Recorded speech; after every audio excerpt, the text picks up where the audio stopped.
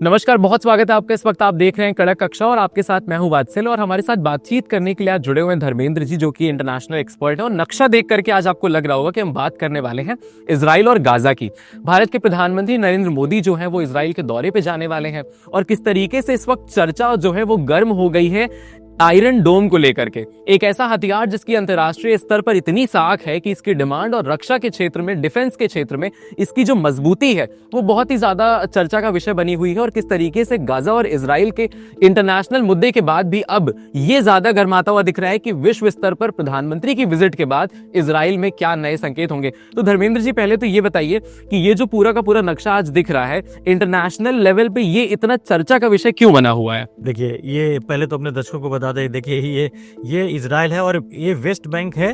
और ये खास जो समस्या भी आ रही इसको लेकर के, ये जो गाजा पट्टी सिर्फ कितना है 365 स्क्वायर किलोमीटर ये लंबाई इसकी है और चौड़ाई सिर्फ 41 किलोमीटर। एक छोटा सा हिस्सा, जमीन का हिस्सा, लेकिन सालों से, दशकों से इसको लेकर के इतनी लड़ाइयाँ हैं, इतने कन्फ्लिक्ट हैं जिसका कोई बयान करना नहीं। लेकिन फिलहाल अब इस पर आपने जानते हैं कि इस पर तो एक नया शांति मिशन चल रहा है। इसको नई सिरे से, पहले तो इजराइल ने इसको बर्बाद कर दिया, अब इसको नई सिरे से बसाने का जो प्लान है वो अमेरिका के राष्ट्रपति डोनाल्ड ट्रंप के पास है, वो कर रहे हैं। लेकिन एक जो अभी रिसेंटली किया कि जो वेस्ट बैंक का हिस्सा है, जो आमतौर पे वहां पे शांति रहती है, लेकिन इजराइल ने एक नए तरीके से वहां पर एक कब्जा करने की बात कर रही है कि वहां के जमीन पर इजराइल का कब्जा होगा, जिसको लेकर के पूरी दुनिया में इजराइल का विरोध हो रहा है। और भारत ने भी इसका विरोध किया है। इस बात को याद रखिए कि यूनाइटेड नेशन में जब प्रस्ताव आया तो 85 देशों के साथ भारत ने भी इसका विरोध किया। ये तो रही है विवाद की बात है। लेकिन जो प्रधानमंत्री का जो मोदी का जो दौरा है वो इसलिए इंपॉर्टेंट है, जो खबरें आ रही हैं, ये आयरन डोम सिस्टम आपको पता है कि एयर डिफेंस सिस्टम है इजराइल का,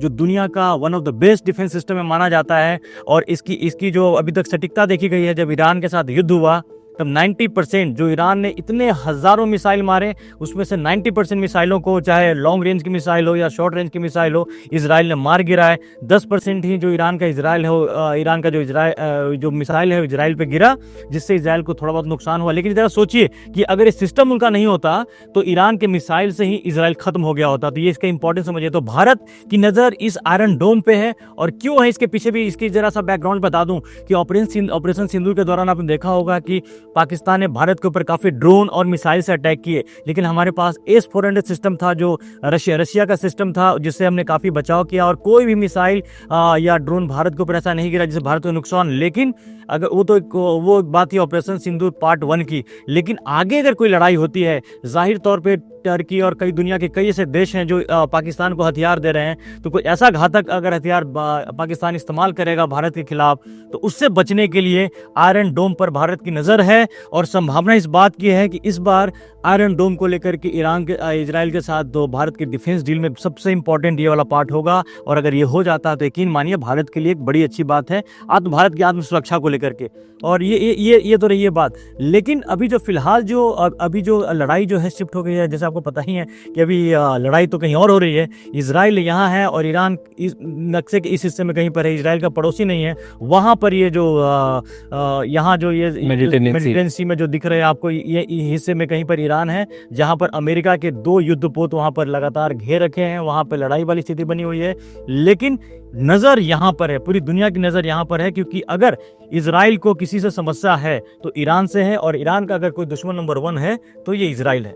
तो इस वक्त और आपको कुछ ऐतिहासिक पहलू बता देते हैं इसके पहले कि 2017 का जब वो साल था तब प्रधानमंत्री पहली बार इजराइल गए हुए थे और किस तरीके से बेंजामिन नेतन्याहू का भी भारत का दौरा हुआ है। और वहां पर उस वक्त बात हुई थी बराक मिसाइल्स की, सर्विलांस ड्रोन की। ये कुछ ऐसे हथियार है जिनका हमने आधुनिक तरीके से इस्तेमाल किया है अपने आप को। ये डील हुई 17 में, जिसका इस्तेमाल ऑपरेशन सिंदूर में भारत ने बड़े सटीक तरीके से किया। याद कीजिए, जब ऑपरेशन सिंदूर में भारत ने जब पाकिस्तान में मिसाइलें मारी और जिस तरह से पाकिस्तान को ध्वस्त किया कुछ घंटों में, और कुछ दिन की लड़ाई में पाकिस्तान बिल्कुल अवाक था कि सचेत हो गया। ये इसमें बहुत सारे जो इसके हथियार थे, खासकर बराक मिसाइल के, ये हथियार बहुत ही घातक सिद्ध हुए थे पाकिस्तान के लिए, और भारत को काफी इससे फायदा हुआ। इसीलिए आज अगर प्रधानमंत्री नरेंद्र मोदी इजराइल में जा रहे हैं और एक महा डील होने की अगर संभावना है, तो इसके पीछे ऑपरेशन सिंदूर है। इसके बैकग्राउंड में इस बात को मत भूलिए। और ऑपरेशन सिंदूर के बाद हम ये भी कहेंगे धर्मेंद्र जी कि किस तरीके से जो इजराइल का ये जो पूरा सिस्टम है, भले एक छोटा सा शहर है और एक पूरा देश है, जिस तरीके से वहां के डिफेंस इंस्ट्रूमेंट इतने ज्यादा देशों के लिए भी सबसे बड़े सिक्योरिटी के पर्पस बने हुए हैं। लेकिन अगला सवाल ये है कि ये जो एक इंटरनेशनल डील है, इसको लेकर के कहीं ना कहीं दुनिया में एक ये भी देखा जा रहा है कि प्रधानमंत्री मोदी अगर इसको लेकर आने वाले हैं या फिर इस पर सहमति बनती है, तो हमारे आसपास जो पड़ोसी मुल्क हैं जिनकी आंखें हमारे ऊपर कभी ना कभी पड़ती हैं, तो उसके लिए कितना घातक होगा ये। नहीं, घातक है कि चीन और पाकिस्तान की नज़र हमारे जो दो सबसे जो बिल्कुल ओपन दुश्मन है, चीन और पाकिस्तान, जो कई बार कोशिश कर चुके हैं भारत पर हमला करके और भारत को नुकसान करने की, ऐसी परिस्थिति में आगे, क्योंकि अब याद रखिए अब युद्ध शायद उस तरह का नहीं होगा और घातक होने वाला भविष्य में। जिस तरह की लड़ाइयाँ पूरी दुनिया में चल रही हैं और जिस तरह के वर्ल्ड ऑर्डर चेंज हो रहे हैं, उसमें आपको अपनी सुरक्षा का पूरा ध्यान रखना बहुत जरूरी है। और एक इंपॉर्टेंट बात इसमें यह भी है वासल, कि ये जितनी भी डिफेंस डील हो रही है उसमें मैक्सिमम जो होगा भारत में बनेगा, मेक इन इंडिया। इससे क्या होगा कि दो चीजें फायदा, एक आपकी आत्म सुरक्षा के लिए बेहतर है और दूसरी ये कि आप उन हथियारों को बाहर भी सप्लाई कर सकते हो, बेच सकते हो, जैसा भारत अभी टर्की का जो दो दुश्मन है ग्रीस और साइप्रस में कर रहा है। तो ये मिला जुला के एक ऐसी स्थिति बनी है कि जो दुनिया में जो हर देश हैं अपने दोस्त और दुश्मन को पहचानने की कोशिश कर रहे हैं और बहुत तेजी से, अभी हाल में हमने फ्रांस के साथ रफाल को लेकर बहुत बड़ी डील की है और ये इजराइल हमारा सेकंड सब डिफेंस का सेकंड सबसे लार्जेस्ट सप्लायर है, ये भी मत भूलिए। तो बड़ा इंपॉर्टेंट है और उसमें भी तब जब ईरान भी हमारा दोस्त है, लेकिन ईरान अमेरिका के बीच में युद्ध वाली स्थिति है, इजराइल भी उसका पार्ट है।